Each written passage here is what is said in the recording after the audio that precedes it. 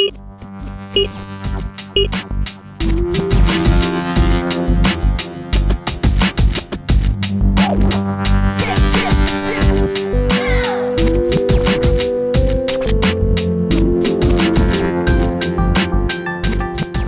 up, Carl Vincent? I'm your host, MC3 George Bell, and you're watching a hot new episode of The 70.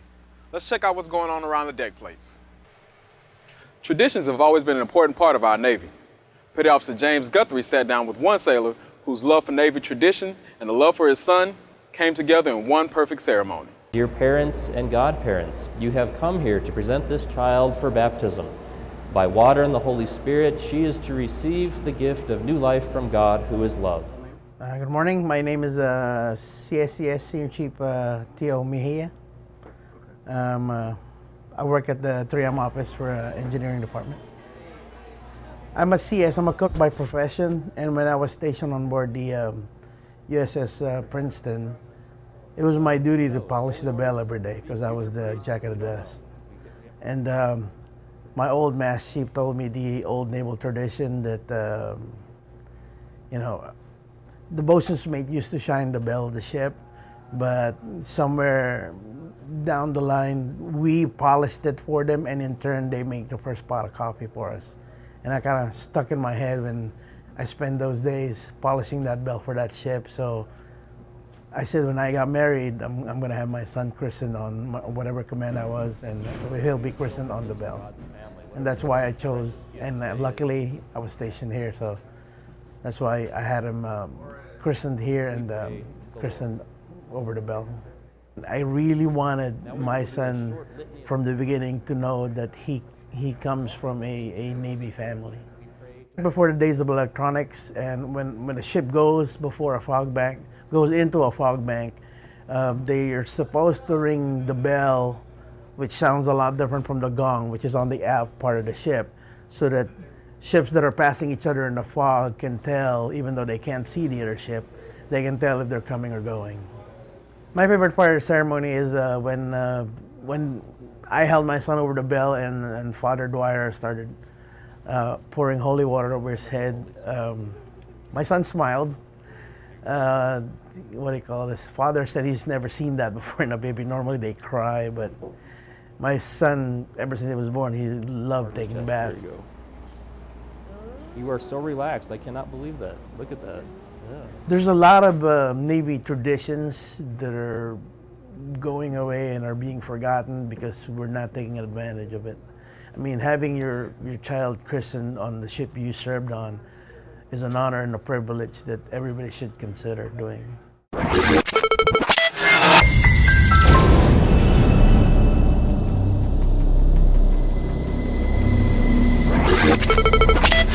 War, terrible war.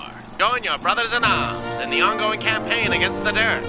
From the outside to inside, muck, soil, blight, and downright nonsense run rampant with none to stop them but the brave men and women of the USS Carl Vincent from 0730 to 815. Uncleanliness goes against all the values we as Americans hold dear. Freedom, justice, and hygiene. If you see a patch of dirt, pick it up. What are you, lazy bones? We on the Carl Vincent are equipped with the finest cleaning materials known to mankind. Show that dirt what's for.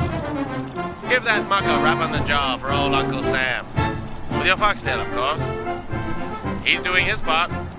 Swell job, Billy. Find your nearest cleaning gear locker and report for duty.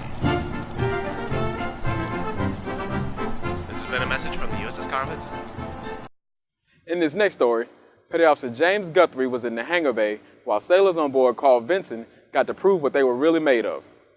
From hose handling to demonstrating the proper way to don firefighting equipment, repair locker sailors got to show off their skills in what we like to call the Damage Control Olympics. Carl Vincent and her sailors demonstrate their deployability through various assessments.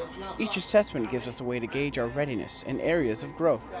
To prepare for the upcoming Tailored Ships Training Availability, TISTA, and Final Evaluation Problem, FEP, the ship's damage controlmen host Damage Control Olympics, providing more individualized training for the different teams in the repair lockers.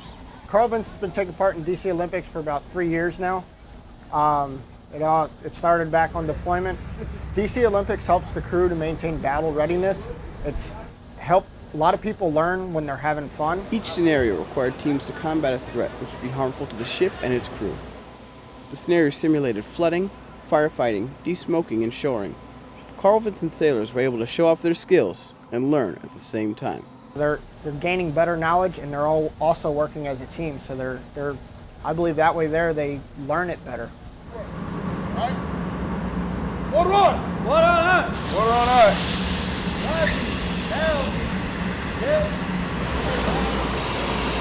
I think DC Olympics are important for the crew because that way when we go through real life situations, we'll already have done the steps enough to where it becomes like second nature, and we can act quickly and do everything correctly, make sure that everybody's safe at all times.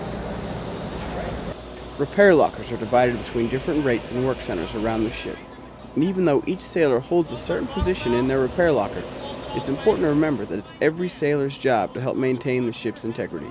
Damage Control Olympics, it's really for the junior sailors and inexperienced sailors, opportunity for them to put their hands on equipment that they're going to use during a potential emergency situation. And to actually use something before an emergency it's important to know how it works and to know how to use it, so when the time comes, you know what you're doing. While the DC Olympics offers a wide variety of training opportunities, it also gives the sailors aboard a great opportunity to have some fun with their fellow shipmates. Damage control is important to a ship, just like guns are important to Marines. They say, every Marine's a rifleman, or every sailor's a damage controlman.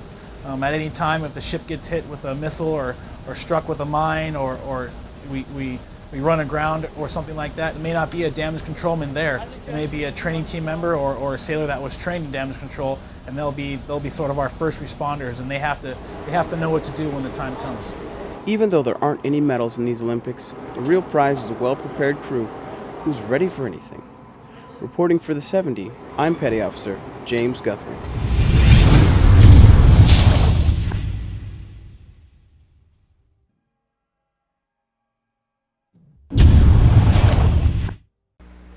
Jewish history and songs were part of a traditional Hebrew seder held on board Carl Vinson. Petty Officer Alex King was there to learn the history and tradition of this elegant ceremony in a segment we like to call 1 Minute Exposure.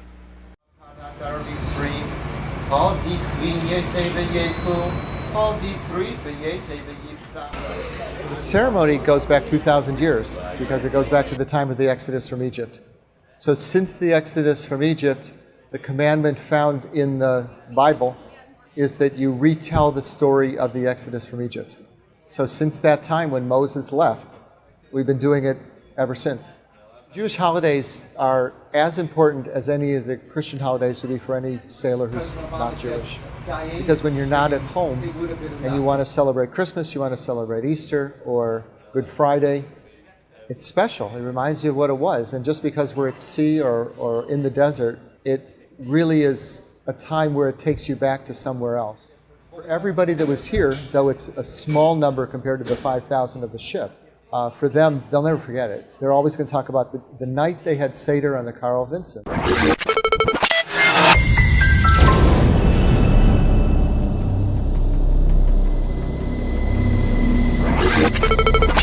Well, that just about does it for this episode of The 70.